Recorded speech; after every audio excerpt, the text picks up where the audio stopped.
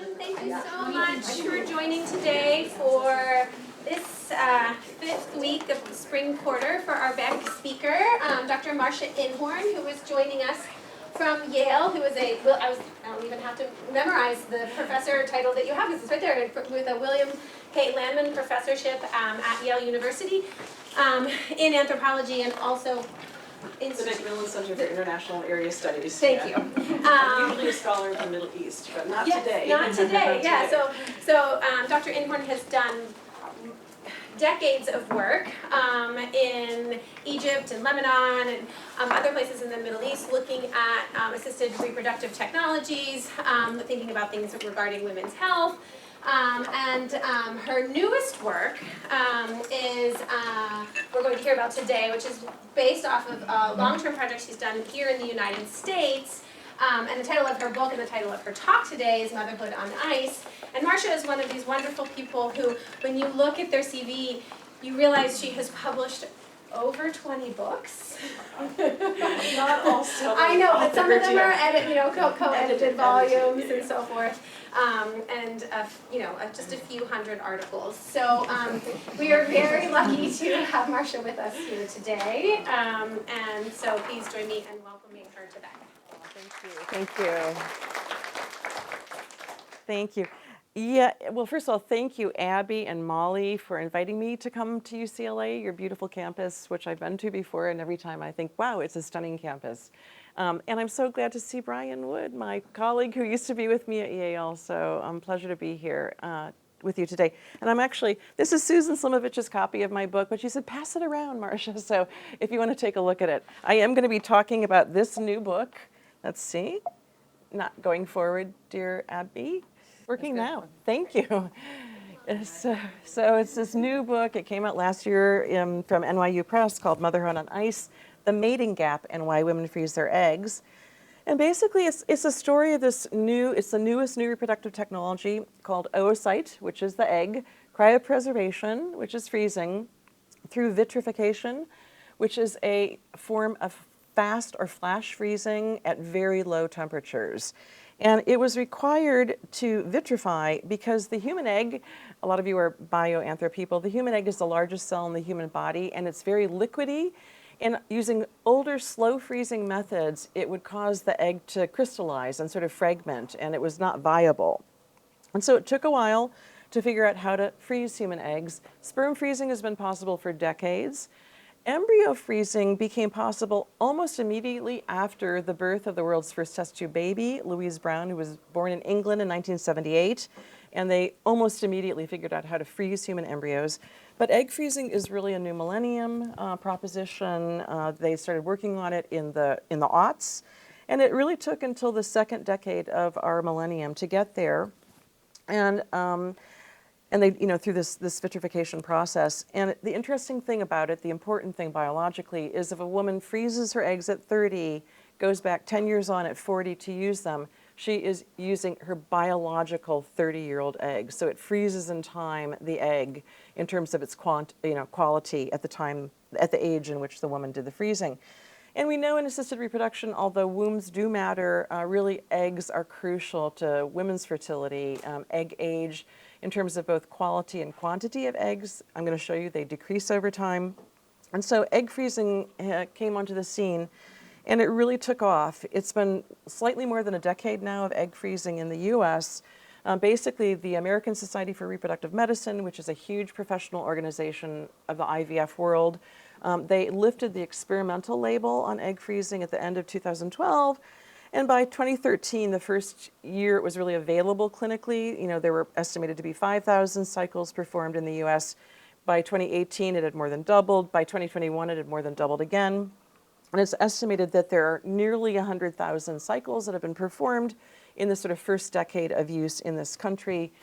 And interestingly, during the pandemic, when we were all kind of locked down, well, so were women who were concerned about their fertility. And so there was a huge demand for egg freezing during the pandemic period. During 2021, the height of the COVID pandemic, they estimate that there was a 31% jump in demand for egg freezing. So overall, there's been a massive increase in this technology in the US during the first decade. But, it is really, I'm going to just emphasize, a costly and uncertain technology. All assisted reproductive technologies are expensive. The US is the most expensive country in the world in which to perform IVF, IUI, ICSI, all of the technologies. And egg freezing is falling right in line in terms of cost. It's estimated that about $16,000 on average just to do the first half, the egg freezing part. But then you put your eggs on ice for a year or more, and each year you have to pay an annual storage fee, which can vary from $500 to $1,500. And so if you stored your eggs for 10 years at $1,500 a year, that's another $15,000. And then to basically go back and have them rewarmed and fertilized, it's basically the second half of an IVF cycle for another 6,000 US dollars. So it's a $30,000 proposition really to go from beginning to end of an egg freezing cycle. And for many women, as you're going to see, you can't do it in one cycle. Women often don't get enough eggs on the first try, so they do it multiple times. I had women in my study who did it anywhere between 2 and 4 times. So a massive expenditure on this technology. And yet at the end of the day, it is not a guaranteed fertility insurance policy. It is unfortunately advertised as such by a lot of fertility clinics. And women use this language of, oh, I just bought an insurance policy for my fertility. But a clinic that was honest in Australia, where I just gave a number of lectures on this topic, one clinic, big clinic there, on its website said, let's be real, it is unlikely to lead to a pregnancy for women above the age of 38. So a little bit of reality testing. And I really emphasize in my book that doing this is a courageous move for women to take it on. It's intensive. It's a month of a woman's life. She usually has to go in early in the morning to have her ovaries scanned through ultrasounds.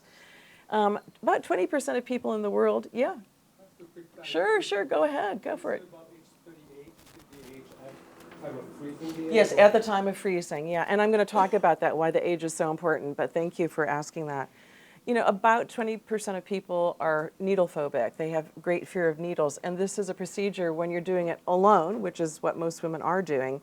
They have to self-inject, mostly into the belly. But then there's one big shot at the end of the cycle called the trigger shot to get the ovaries to release, and it is a gluteal shot in the buttock, and it's very hard to maneuver. And so women have to learn how to do all of this by themselves. To have the eggs retrieved from the ovaries, it is a small surgery, transvaginal. It has to be under sedation. And so you have to have somebody accompany you on the day of retrieval, which logistically for a lot of women who don't have family nearby, finding a friend to take a day off of work is often difficult. And when you get home, there is the potential for side effects. A lot of women say, they had profound bloating, they were very uncomfortable. But there is something called ovarian hyperstimulation syndrome, or OHSS, which is a serious and potentially life-threatening complication where there's a massive buildup of fluid in the abdomen because of the hormonal medications, and it can affect the lungs and breathing, and a lot of women end up being hospitalized for it.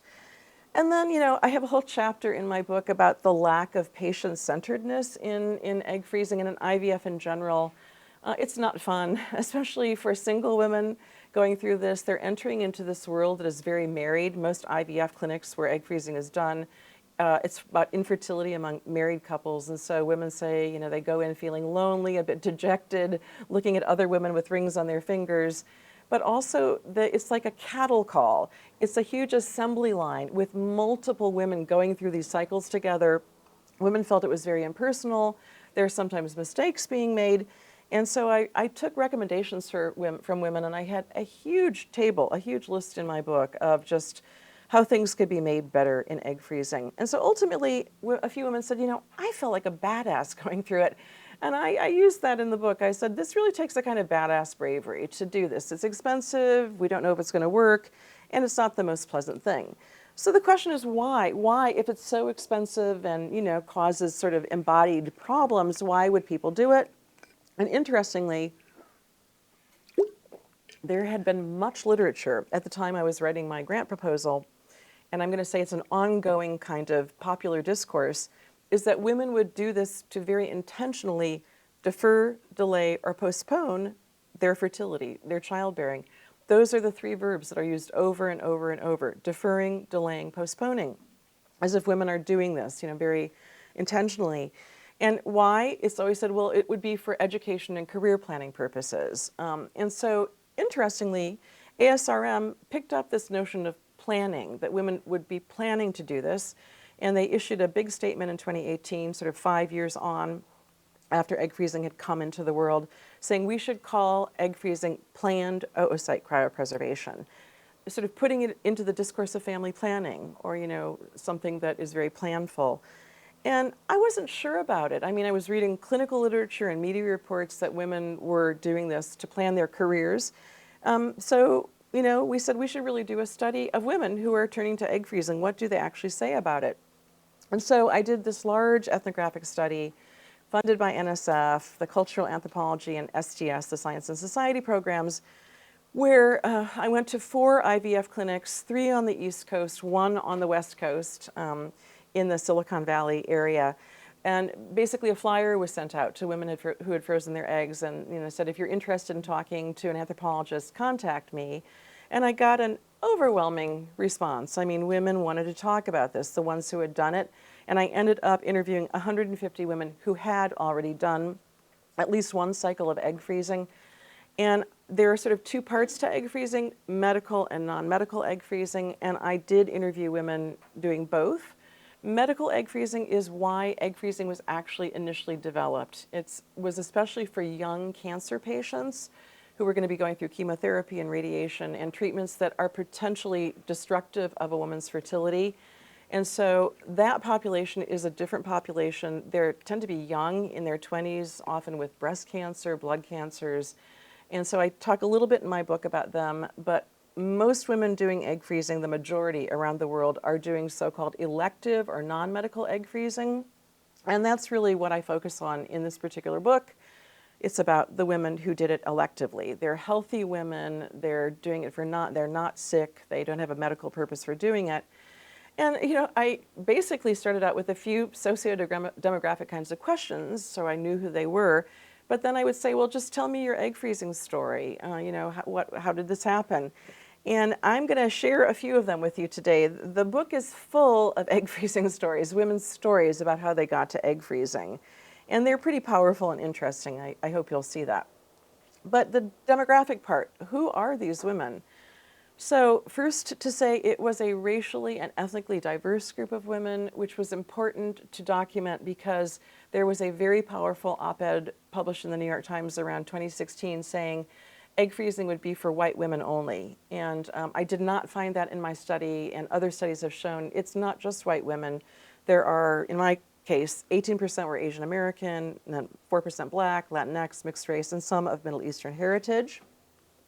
Because of where I recruited, it tended to be women living in cities on the East Coast particularly, but also almost 20% from the Bay Area, Silicon Valley. I did interview a few women from LA. And then, a quarter of the women were sort of in different cities around the country. And the stunning thing is how educated these women were. I mean, this was a highly educated group of women. 20%, like a fifth, had stopped at the BA level. They had bachelor's degrees, but 80% had higher, what we call postgraduate degrees. About half had an MA. I mean, they had different kinds of MAs, but then there were MDs, JDs, PhDs, and MD PhDs, and many women who actually had dual degrees, an MPP with the JD. So they'd all mostly had gone on beyond, the bachelor's level. And because of that, they were women who were already doing their professional thing. They were already well ensconced in careers, and they were very successful, and there were sort of 10 broad fields that I found. And interestingly, the #1 group of women doing this were women in healthcare. It was physicians, nurses, nurse practitioners, public health people, health policy analysts, people probably because they sort of knew more about egg freezing and sort of went forward with it. But I did a lot of work with women in DC, a lot of women working for government, and then women in Silicon Valley working in tech, business, and so on. And there were some professors and even a few graduate students in this population. I did not ask everyone what their salary was, but women sometimes volunteered how much they were making, and let's just say they were in the top 10% of US earners. I mean, some really high salaries, like way more than most professors make, let's put it that way. Women doing very well professionally. And that's interesting because it's such an expensive technology, especially if you have to repeat They were very proud often that they had been able to pay for it on their own, using their own salaries, their own savings, sometimes having to take out low interest credit cards, but they had paid for it on their own and so didn't have to rely on others. And sometimes parents did offer to help, but it was, women were self-supporting. And, 43%, almost half, had to do multiple cycles. So we're talking sometimes women spent $30,000, $50,000. There was a woman who spent almost $80,000 to get through the egg freezing cycles. And, I highlight the last thing, the age. It was women who were what we should call late 30-something. The average age at first egg freezing was already 36.6 years. It was almost 37. And globally, the studies globally and in the US have really shown that the average age at which women are doing this is somewhere between 36 and 40 years of age, and which matters. It matters for all of you bioanthro people, you know this already. But, fertility declines in women over time. It's called age-related fertility decline. And the red shows women's fertility and the blue shows men's fertility. And so in the 20s, for most women, fertility is very stable. It doesn't really fluctuate for most women unless there's sort of a genetic family problem with fertility. But in the early 30s, around the age of 32, fertility in women starts to go down a little bit. And by age 37, it's been called colloquially the fertility cliff, because there is a dramatic decline in fertility for women around the age of 37. And by age 40, women naturally, who are trying to naturally conceive, have a less than 5% chance of conception after the age of 40. So age matters because egg quality and quantity declines over time. And so it's a reality. And I just talked to Professor Fessler. We talked about men's senescence too. Fertility in men also has senescence, but it occurs later. And we don't know as much about it, right? But women were coming so late. In my study, the average age was almost 37. They were on the brink of the fertility cliff, as you will. So I asked women, why? Why, they were upset often about their age, and they came, thought everything was good, and it wasn't. And so I ended up calling it fertility benightedness, because often women said, I was so in the dark about my own fertility. They lacked awareness, they lacked education. So we had to talk about, well, why? Why do you think you didn't know? And these were things that women told me. And we talked about this again with you, that there's just inconsistent fertility education in our country. In fact, a lot of students that come to Yale from especially southern states have had no sex education. It's abstinence only education. They never got any kind of education in school. And even women who came from, other backgrounds often said, we only learned about pregnancy prevention. It was all about prevention of pregnancy, prevention of STIs, how to use contraception, but we never talked about if you wanted to get pregnant, sort of what's a good time to do it, when does fertility start to wane? So that was a huge issue. And then women also said, I've been going to my gynecologist for the last decade. I'm a great contraceptor. I've been on hormonal contraceptives since I was 18 for acne or irregular periods. I just have upped my contraception every single year. So women in my study were long-term hormonal contraceptors, and they had never had a discussion with their gynecologists about, are you interested in having children? Do you want to come off, the pill? And why? We did another study with OBGYNs themselves, and there's a lot of sensitivity, especially among women who are now the dominant part of the OBGYN profession. They feel sensitive talking to single women who don't have a partner about their fertility intentions. Like, do you think you want to have a child even though there's no partner? And then ultimately, the big discussion was about celebrity culture, which comes out of Hollywood. There are a lot of women celebrities who had children at very older ages, like late 40s, early 50s, and there's a lot of discussion about them, but they are not revealing that inevitably they're using donor egg. They're not getting pregnant with their own gametes. And so some of the physicians who were in my study said, we have done a great disservice to women because they read celebrity news and they think it's easy to get pregnant in the 40s, and it is not. So that was an issue. But another issue about why women are coming late to egg freezing is what I would call the men as partners problem. Not that men are a problem, but partnership is a problem. And I should say right now, I didn't interview a single man for this study. This is about men through the eyes of women. and that men as partners, as you're going to see. This men as partners is a term that's used in global public health, often to blame men in the global south for not being good reproductive partners.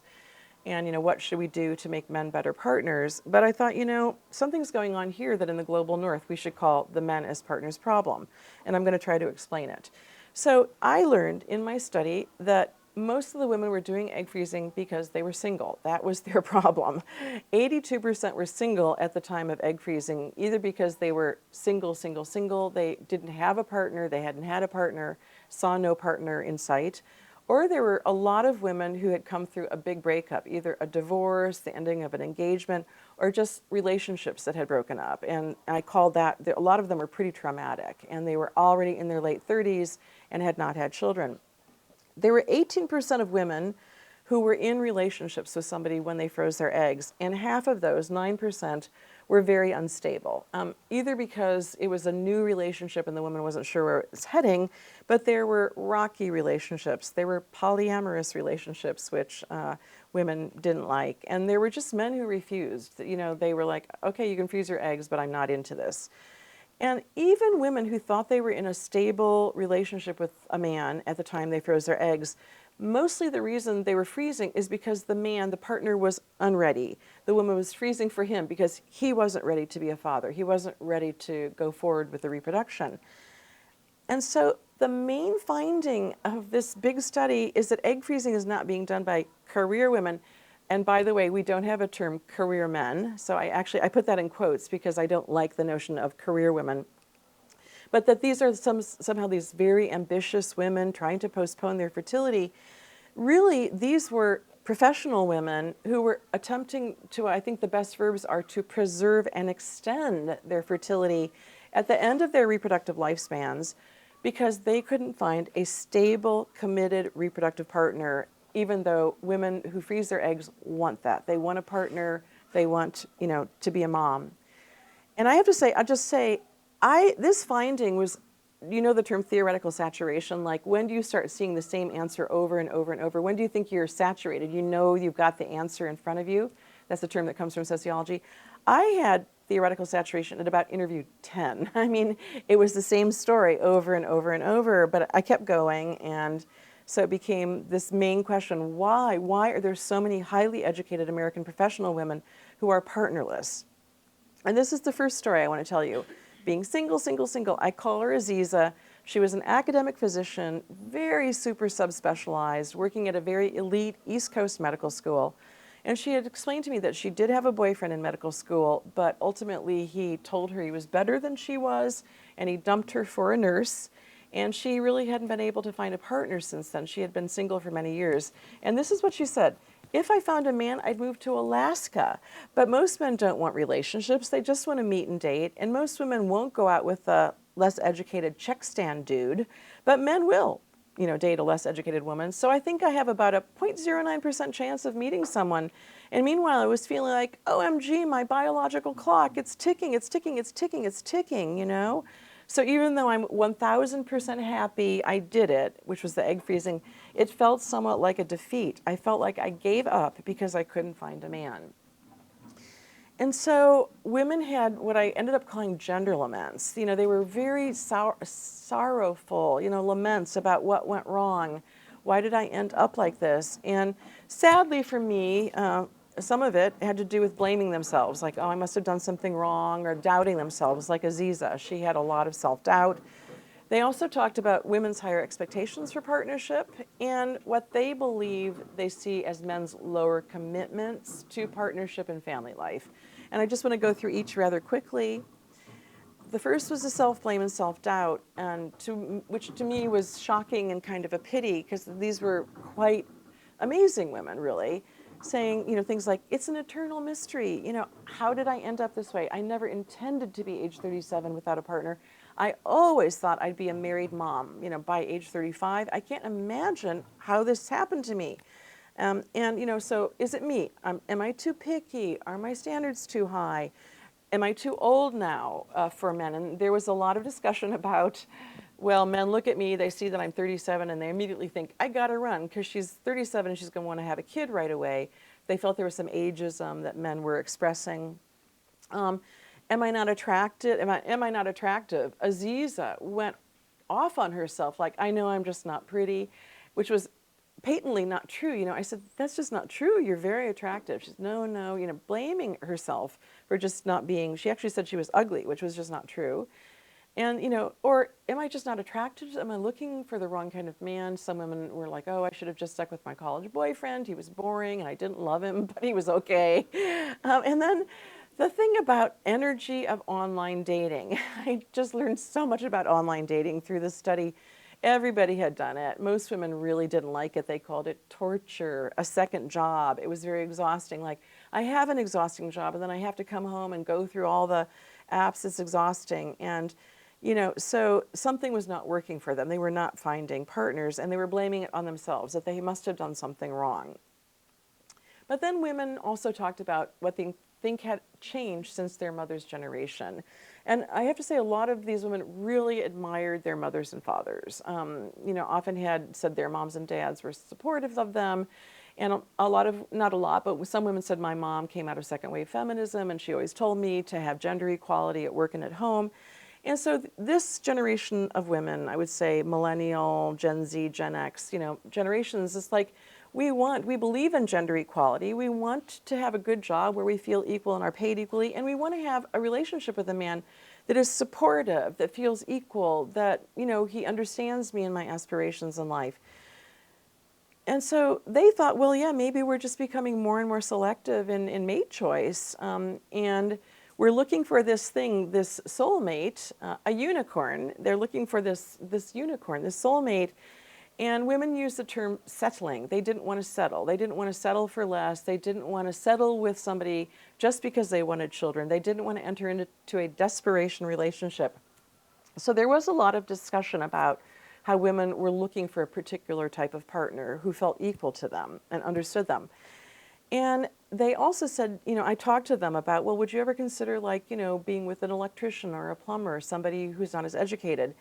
And these are very old gender norms, but they are alive and well in our society. A lot of women just couldn't imagine, dating or seriously ending up with somebody who was not educated, or who was sort of a different class position as they were. And one of my colleagues, I'm going to show you his book, he says, in America, we talk a lot about racism, but classism is as strong, if not stronger than racism in our country. We do have different classes in the society. And women, just the thought of being educated and partnering with a working class person just was beyond their thinking, if you will. But so they're not socialized into what in anthropology we call hypogamy or mating downward. But they felt that, who are you going to mate with then? If you're looking for somebody equal, you're going to be kind of limiting your options. And if you want somebody who's even more successful or professionally accomplished than you are, you don't have a lot of choices. And so these old ideas of women marrying up, that's what they're supposed to do, and men marrying down, that's what they're supposed to do. Men are supposed to be the breadwinner and take care of women, and women are supposed to find somebody slightly older, and men are supposed to find somebody slightly younger and fertile. These are very old traditional gender norms that may have a biological basis that we talked about, but they're alive and well out there. And so women talked about these things to me. And simultaneously, they felt that men just had lower commitments to reproduction, to partnering, to wanting to have kids. And so we talked about that too. And women said, we women were raised, by our parents to want egalitarian relationships, but they didn't feel that men were necessarily being socialized the same way. And that men were not, socialized. Men are socialized to engage in hypogamy and are not socialized to engage in hypergamy with a woman who might be more professional, make more money, be better educated. And what did that lead to in their minds? It led to this thing, intimidation, that men felt emasculated by partnering with a woman who just was more accomplished, made more money, and so forth. And that was a running theme. I mean, I talked to many women who said, I know there must be men out there who, if I can call myself maybe a strong woman or maybe an accomplished woman, I know there must be men out there who would want somebody like me, but it's hard to find them. I haven't been lucky to find anybody who understands me.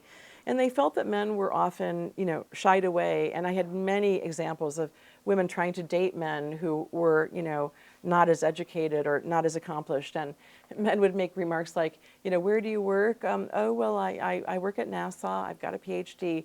Oh, that means you're smarter than I am. We can't date, just very blatant kinds of comments like that, which women felt were discouraging, discouraging. And then this thing, I heard it in California first. I had never heard this term, but California women started telling me about Peter Pans, the men who would never grow up, who did not want to grow up. And just these men who were just delaying commitment, playing around, dating different women. And they talked about it like these men, they might actually be educated, they might be men who have money, but they have no intention of committing to one woman. They'll wine and dine you, they'll take you off skiing, and they'll do fun things with you, but when push comes to shove, they are not going to partner. They are time wasters for you. And there were many stories of that. I actually start my book with a story of somebody I called Kayla, and she got more or less involved with two of those men in California. One who helped her freeze her eggs, and then she realized afterwards he had no intention of using those eggs with her, and she broke up with him. So these Peter Pans, and so that's a term, you probably know it. I did not know it, but it's a term for men. And then, women talked about how divorce of the parental generation has really affected both men and women, sort of lack of trust in marriage, the institution of marriage, and that men who had seen their moms go through difficult divorces with their fathers, men felt sympathy for women and didn't want to hurt a woman like their mom had been hurt, and so were very shy, about getting involved because they didn't want to hurt a woman as they'd seen their moms being hurt, And then ultimately just women said, look, I have a lot of great guy friends. They're in their late 30s, early 40s. They're great friends, but they have other life goals. They want to go traveling. They have sports. They have hobbies. They have male friends. They want to date different women. They're single at heart. They really may never partner. They're having fun in life, and they just don't aspire to be a father or to be married or to have kids.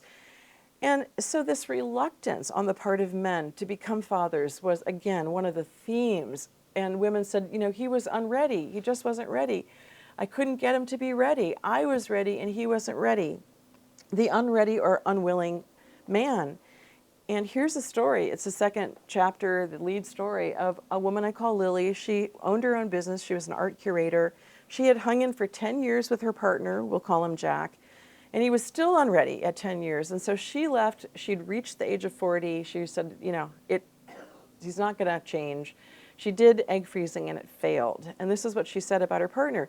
He was a professor and an academic. And I don't know if that has anything particularly to do with it, but I think he just couldn't commit. And I wanted to get married and have a kid, and he just couldn't get there in the same timeline. Well, he was getting tenure.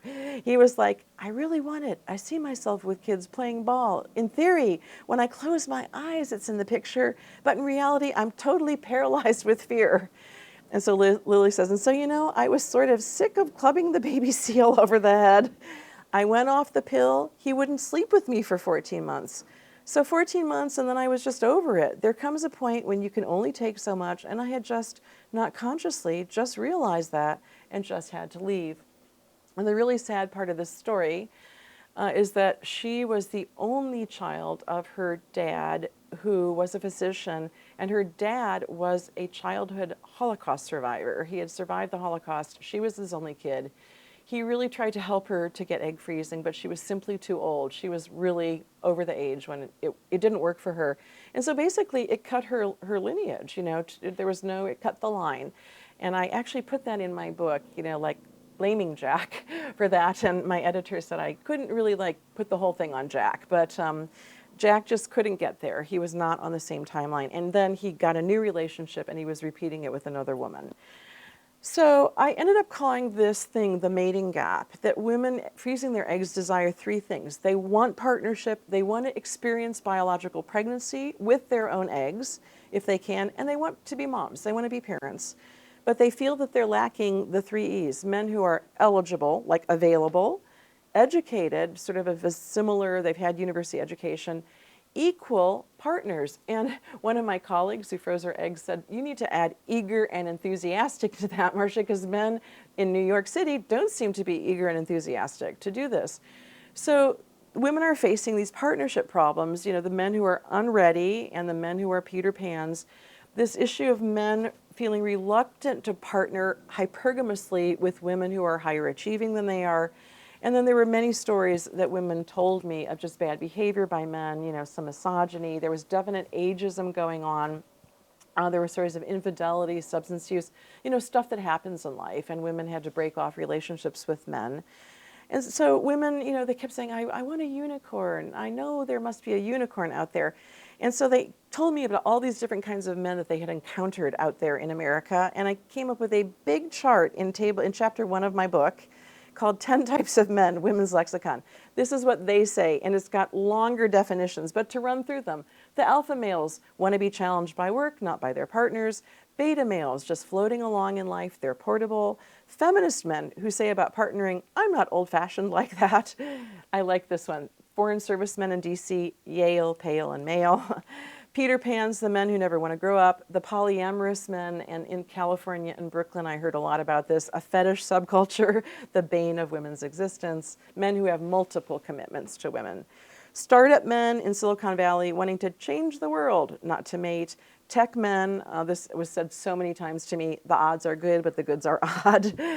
And then women want unicorns, the equal men who want to marry and parent, but that pool doesn't exist. And then some women started going out with younger men, and you know, it was hookup culture. They said they only know how to meet online and hook up with women. They have no idea how to date, okay? That's what I was told. They couldn't date if you have to instruct them on what a date is.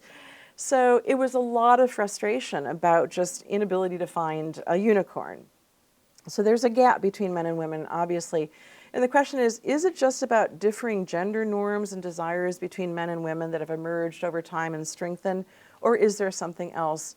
And I want to say there's a big something else that we also don't talk about in the United States, that there are these massively growing gender-based educational disparities in our country. And actually in more than 60% of the societies around the world, it's the same story, where women are rising into higher education and graduating from university in great numbers, which is great, but men, which we never really talk about, are going downward. They're losing ground. And there are a few people out there. There's an NYU professor named Scott Galloway who's been on the media saying we need to worry about men. Men are sliding out of education and labor markets in this country. There was a MIT report called Wayward Sons about it's the minority man who's achieving educational and job satisfaction and performance. It's the modal man who's slipping downward. So something's going on with American men and education. And it's really, here's the numbers. This is, you know, from US Census data. So women have been now graduating from university in this country for decades in greater numbers than men. So in 2015, about 10 years ago, there were 4 university women graduates for every 3 university men graduates, so 4-to-3 ratio. By 2019, there were 28% more American women than men in higher education. In the year of COVID, there was a massive decline in college admissions, but 71% of it was attributable to men. And it's expected that this year, the 28% is going to go to 38% more women in higher education than men in this country who will graduate. And it's expected that even within the next decade, there may be 2 university-educated American women for every 1 university-educated American man, a 2-to-1 ratio. And overall, most Americans have not gone to college. It's something like only a third of Americans have any college education. We're not a very educated society, but women are doing much better now than men. And the problem is for women who want to reproduce in the prime reproductive years, there are just millions more of them who have a college education than college-educated men available to them. And so if they really are looking for equal in educated, they're not going to find. It is a numbers problem that was spelled out by an economic journalist named John Berger, who wrote this it was to me a very important book called Datanomics, How Dating Became a Lopsided Numbers Game. He simply used US Census data, and he said, there is a university-educated man deficit, that was his term, and an oversupply of educated women, which he called a demographic time bomb for marriage-minded heterosexual women in this country. And he said these lopsided gender ratios incentivize the minority of educated men to play the field and delay marriage. They are the Peter Pans, the unready men. And so who's going to be in trouble? It's the highly educated women at the top who are not going to have men who want to be with them for the reasons we've talked about. We know that less educated, working poor men are in trouble. There's great sociological research. One book is calling Doing the Best I Can about how those men can't support themselves, let alone, a partner and children. But it's leaving highly educated women just without partners. That's really what's going on. And it's all over the world now. The numbers from the World Bank, there's something called the Gender Parity Index, which shows the global situation. And if you look at Europe, high numbers. And I highlight the UK because it's almost exactly where the US is. 27% more women in higher education in the UK. And this was interesting to me, and it should be maybe to you, Brian, because you know Scandinavia. We think of Scandinavia as like the most gender egalitarian part of the world. But look at the disparities. It's really lopsided in Iceland, Norway, Sweden, and Denmark's right there with the US, the UK. But huge differences. Many more women in Scandinavia getting educated. And I've spent a lot of time in Norway, and people say yes. Medical school. It's 90% women going into medical school in Norway. Men. Where are the men? And in Finland, there are many men who are not partnered well into their 40s, even into their 50s, who say they want children, but they are not partnered and they don't have them. So something is going on in Scandinavia too. And Asia Pacific, I was just in Australia. And so look at same percentage almost as the US, UK, Canada, by the way, same number. And I highlight China, the huge country with 1.6 billion people or more. 16%, so many more women going into higher education than men is a real problem for, millions of women in China. And it's received this name, which you may have heard of, the leftover woman problem is what it's been called in China. There's been a lot of anthropological research about these women, these highly educated Chinese women who were in the one child. They were the one child of their parents. And because they were a girl child, their parents invested in them as if they were a boy child and sent them through school and sent them to university. They are the women shaping the world's next superpower, which is true. But their problem is they can't find mates. And it's been documented. There's some poignant documentaries about this, women who are just out of the marriage market. And our anthropological colleague, Matt Gutman, wrote a book called Men Are Animals. But he talked about the fact that in China, a woman who has a PhD is called the third gender. Like she's not considered man or woman. She is just a different beast and a species, and you're not going to partner with her. There was another poignant book written by an American journalist named Melanie Notkin called Motherhood. She was right before the generation of egg freezing. Egg freezing wasn't there by the time she had reached her early 40s. And she said, we were a lot of women who wanted motherhood and we ended up in otherhood. She calls it, circumstantial infertility. Didn't want to be infertile, wanted to have children, but we ended up this way as others, not mothers. And she said the best thing that we can be is savvy aunties to our nieces and nephews. We can have other ways to have children in our lives. And for her, part of the poignancy is she's Jewish American, and she talked about the fact that so many Jewish American men marry outside the religion. And so if you wanted to find also a Jewish man who's educated, equal, and eligible, it was very difficult. They were there were two groups way overrepresented in my study: Asian American women and Jewish American women. Asian Americans are about 5.5% of the US population. They were 18% of my study. Jewish Americans are about 2.2% of the American population, and they were 20% of my study. So they were the largest single groups, in terms of disproportionately, and they're two groups that are among the most highly educated people in the United States: Asian American women and Jewish American women. So this is an educational issue too. So just to recap this mating gap, educated women, not only in the US, but many countries, they want to be a mother of a biogenetically related kid. They want the 3 Ps. They can't find eligible, educated, equal men. And they're facing age-related fertility decline, that age 37 fertility cliff. So what to do? There's egg freezing now. They're turning to egg freezing while literally waiting for a mate. And that mate may or may not materialize, as you're going to see. And I think this is stunning that about 50% of US women in the prime reproductive years do not have biological children. So we know that marriage and childbearing is declining rapidly around the world. So what does egg freezing do for these women? It preserves and extends. Those are the two verbs I think should be used during what I'm calling this reproductive waithood period. These women are kind of stuck in this liminal waithood. They're trying to find partners, still looking for a partner, but it can't fix the problem. It's a concession. It's a technological concession. It's sort of like, I call it a bridging the gap of this sort of reproductive suspension bridge. And this background, these are social problems. The lack of education, increasingly among men, the fact that men and women's partnership desires are maybe no longer aligned, the fact that women are very frustrated in terms of the men they meet, that men don't feel comfortable with these kind of women. These are social problems, and they obviously are beyond the U.S. These are global social problems. And one woman in my study, she said, we can't fix men. Until men are fixed, I needed to freeze my eggs. And I have to say in my book, I made an effort to say, men are not jerks. There are a lot of men in the room. Like, I have a husband, a son, a dad, and 2 brothers, and many lovely men in my life. It's not that men are callous jerks.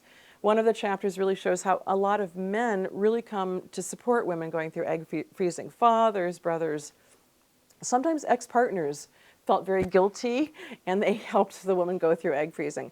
So men were there, but we don't know enough about men's perspectives on reproduction. What do they want? Why aren't they going to university? Do they want a partner? Do they just want to play and have fun for a while? Do they want to become dads? Women were really convinced that a lot of men just don't want to be dads anymore, like their fathers had wanted to be dads, that today's young men aren't interested, which we know the Pew Research Center shows that a lot of young people are really rethinking parenting because of climate change and the economy. But at any rate, so we've got this thing I call the mating gap and reproductive waithood. And I think the book, if it does one thing, the response I've gotten from women is like, I felt, sadly comforted in a way.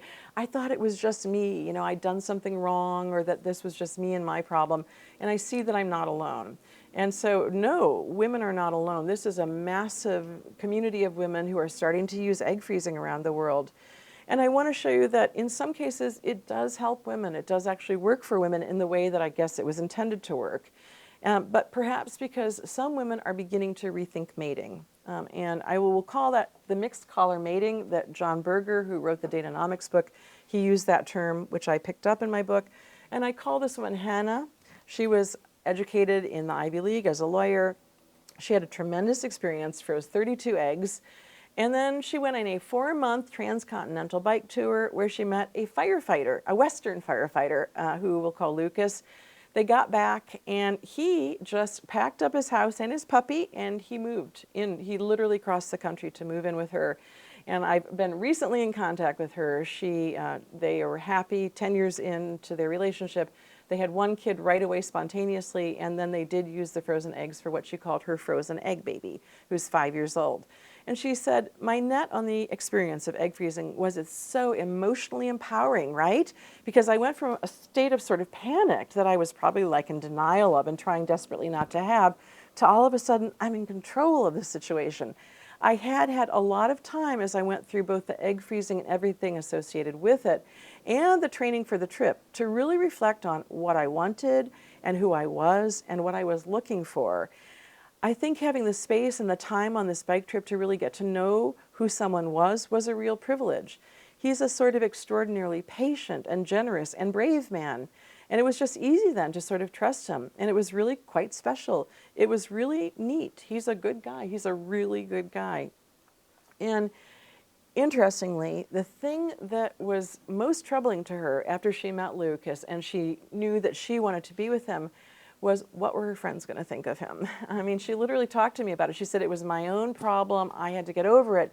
All of my friends are lawyers, and they went to Harvard, Yale, and Princeton. I mean, I'm in this community of highly educated lawyers, and I was really worried that they were going to think less of me and less of Lucas because he did have some state college, but he was a firefighter, a blue collar worker, as it were. And fortunately, they all loved Lucas. He was popular in her friend group. So, but she had to get over it, and she really had to rethink who the person was. Like, why was this her hang up that she couldn't be with a firefighter? So She was so enthusiastic about egg freezing. I'm going to say she was one of the most enthusiastic people that I talked to. She said she was weirdly and wildly empowered by egg freezing. So I did ask women at the end, I'd say, well, now that you've done it, how do you feel? And I got this outpouring of the benefits that it provided for women. And I came with a huge table, a huge chart of more than 200 positive things that women had to say about their experience. It was something like 93% of women had something positive to say about the egg freezing. And I sort of categorized it into 11 categories, but women felt that now they had some options and choices that they could make, including, am I going to use the eggs on my own as a so-called single mother by choice, which I'm happy to talk about because it was a huge discussion. Control, she said, I felt like I was in control. It gave her some decisions that she could make in a situation that had felt kind of out of control. The word empowerment, empowering, power, powerful was used over and over by women. They did use the insurance language too. Oh, I just bought myself some fertility insurance, or like a safety net. I have a safety net now. And then women said, I did everything I could do in my power at the time with the resources available to me. I don't ever want to look back and feel regret that I didn't do the thing I could have done to help me have a child. And I'm going to say psychological relief was just tremendous. Women felt like it lifted this weight off their shoulders. They could take some time now. And when they went on dates, women often said, like, I didn't have to look at every man as a future baby daddy, I could just go on the date and see if I liked the man. And then interestingly, women said, it was a self-investment. I invested in myself. I just spent $30,000 doing something for myself. It gave me a sense of success that maybe I could be a mother. This is technology. We've got technology. There was a lot of technological optimism. And ultimately, it was about the timing. I have just given myself a bit more time, a kind of biological reprieve, if you will. But there are these ongoing questions, and I just quickly want to lay them out. The issue of like, how many eggs do you have to freeze? What's good enough? And women are constantly told, you need minimally 15. Getting 20 would be better. 20 is the golden rule in egg freezing. But we now know that actually for women who are close to 40, they actually need way more than 20 eggs to really have a chance of having an actual what's called a take-home baby. That really, egg quality diminishes so much that you really need to have a lot of eggs in order to, make sure that they're high quality and will be fertilizable and good eggs, good embryos. This is interesting. Are women returning to use their frozen eggs? In the US, a big study just came out in JAMA. Only 2.5 to 3% women have gone back for the eggs. And globally, we know it's less than 12% of women have gone back. And we don't really know why, except to say it could be that some women are finding partners and are just conceiving naturally and don't need the eggs. But there's great research from Australia. Australia's been on the forefront of some of the scholarship, showing that a lot of women didn't come back because they didn't find a mate, and they had always wanted to partner and be a parent with a partner. And especially for people living in very expensive big cities like Sydney, Melbourne, New York City, Los Angeles, San Francisco, it's the thinking about like, could I do this? Do I have the money to do it? Can I do it? What's my support system like? Could I pay for childcare? Women, it's a difficult thing to think about doing it without a partner helping to, bring income and support. Will frozen eggs lead to future children? Well, we know that, yes, some women are successful in having kids, and I did highlight 3 frozen egg baby stories in my book, some with a partner or without a partner. And, I will say I tried to show all sorts of different things. Women who got a good number of eggs, 25 eggs, went back to use them, and none of them were viable. They didn't become viable embryos. Women who were very successful. One of the women who had a frozen egg baby had very poor response. She had very few eggs. Some of them were not mature. She was already in her early 40s. And I was shocked when she got back to me and said, I've just had my frozen egg baby. So, it does work sometimes, even for older women. But we don't really know what the outcome. It's been 10 years on, and it's going to be very interesting to see about the babies born. Will egg freezing really continue to normalize over time? I can say in the beginning, when I started interviewing women, it was kind of taboo, hush hush. It was sort of new, kind of weird. It was a bit stigmatized, I'm going to say. But over time, it is known. It's so known. Social media talks about it. There's a lot of advertising targeted at young women to freeze their eggs in their 20s, which I do not believe is a good strategy. And I found that friends, usually I called it the egg freezing bellwether, the first one to do it. And then she does it and is excited. And then her friend group, there were friend groups freezing together. We know that the demand is increasing for women younger than the age of 35. We know that more younger women are going for freezing. And insurance is a huge issue. You know, in America, you get your insurance through your employer. And early on in 2013, 2014, the big California tech firms offered fertility benefits for egg freezing, and it caused a lot of backlash. But that's a whole story that I'm happy to talk about. Women actually wanted someone to pay for their egg freezing, and women in tech had fought for those egg freezing benefits. Feeling it was discriminatory towards single women not to get coverage when married women did have coverage for IVF in their companies. But there's only one country in the world that state subsidizes egg freezing, which is France, but they do it through what's called freeze and share. If you come under the age of 37 and freeze your eggs, we'll subsidize it, but you have to share some of your eggs with a woman who needs them. It's a way to increase the egg donor population. And it's a little bit ethically controversial, I'm going to say. Will egg freezing globalize? It has. It's moved all around the globe. We know that at least 60 nations, probably many more now. This is a 2019 statistic, the last time we know, but there are a lot of nations around the world that are engaging in egg freezing. And what's going to happen? There are going to be millions of frozen eggs stored in IVF laboratories in these Dura tanks over time. And what's going to happen? In my study, I asked people, like, what are you going to do with the eggs? Clinics in America have cutoff points, which interestingly was around the age of menopause. It varied, but it was ages 50, 51, 52. If you haven't used them by then, you either have to donate to research, donate to designated, donate to other people, designated or anonymous, or dispose of them. So I asked women about that, and the most popular option was donate to science, have the eggs used for science. So my predictions, egg freezing was called and still is called a reproductive revolution. It's been compared to the birth control coming down the pike, birth control pill, coming down the pike. Is it a reproductive revolution? For me, now, no. I mean, most people in the world do not have the money to engage in egg freezing. It is inaccessible, including to the majority, I would say, of women in America. But in the future, if something dramatic happens to sort of increase accessibility and increase the, sort of viability and get women to do it slightly younger, maybe it will really become a technology that's sort of revolutionary in our country. I just want to say there's a good egg freezing movie out there. I saw it in the last month. It's called Scrambled. And what I like about it, it's very funny. I would call it a tragicomedy. It is about partnership problems, but she kind of goes through the process. She shows herself self-injecting and gets a neighbor to do shots and that sort of thing. It is, in some ways, educational. It's an educational but funny Hollywood movie. And with that, I say thank you.